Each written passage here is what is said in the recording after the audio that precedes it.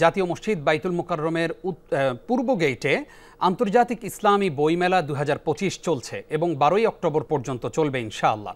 এই বইমেলায় আমাদের মা বোনদের জন্য কর্নার রয়েছে এবং নানান রকমের বই রয়েছে এবং এবারই প্রথম লেবানন, পাকিস্তান এবং মিশর থেকে প্রকাশকেরা তাদের বইগুলো নিয়ে এসেছে এবং 4টি স্টল রয়েছে। তাদের রয়েছে কিডস প্লে জোন, বাচ্চাদেরকেও নিয়ে যাওয়া হবে। এই যে আন্তর্জাতিক ইসলামী বইমেলা, এটা সমাজে কতটা ইতিবাচক ভূমিকা রাখবে বলে আপনি মনে করেন? দেখুন, মেলা মানেই একটা কিছুর সমাহার। যেখানে বস্ত্র মেলা করা হয় অথবা অন্য যে কোনো বাণিজ্য মেলা করা হয়, সেই মেলাতে দেখবেন মানুষ হুমড়ি খেয়ে পড়ে সেখান থেকে কিছু পাওয়ার জন্য। এখন যেই মেলাটির কথা আপনি বলছেন সেটি হলো বই মেলা, মানে জ্ঞানের মেলা। তাই সেইখান থেকে মানুষ তার জ্ঞান নিয়ে আসবে এবং এই বইগুলোর যে ভূমিকা যেটা আপনি জানতে চেয়েছেন সেটা কীরকম হতে পারে, আমি ছোট্ট একটি উপমার মাধ্যমে প্রকাশ করতে চাচ্ছি। পৃথিবীর সকল মানুষ জানে নবীজি যেই জমানায় এসেছিলেন সেই যুগটাকে বলা হয় জাহিলিয়াতের যুগ, অন্ধকারের যুগ। ওই যুগের মানুষের মতো এত বর্বর, এত অসভ্য আর কোনো মানুষ নাই, যাদের সামনে আল্লাহ কোরআনে বলেছিলেন কুনতুম আলা শাফা হুফরাতিম মিনান নার, তোমরা একেবারে নরকের দ্বার প্রান্তে চলে এসেছিলে।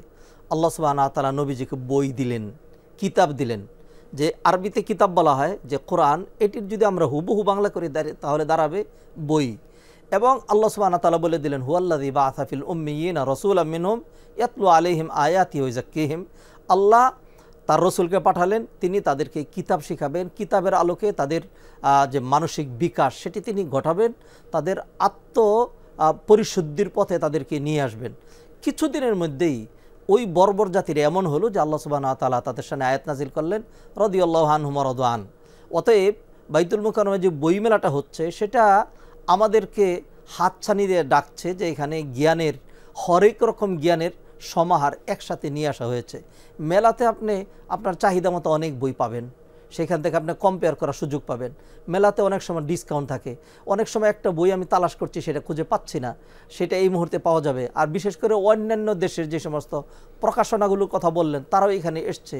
অতএব আমার মনে হয় সেখানে যেহেতু সকল কর্নার রয়েছে, বোনদের জন্য, নারীদের জন্য, তাদের পর্দা সহ সব মেনটেন করে তারাও সেখানে মানে স্বাচ্ছন্দ্যে বই চয়ন করতে পারবেন, বাচ্চারাও খেলাধুলা করতে পারবে, বাচ্চাদের উপযোগী বইও রয়েছে।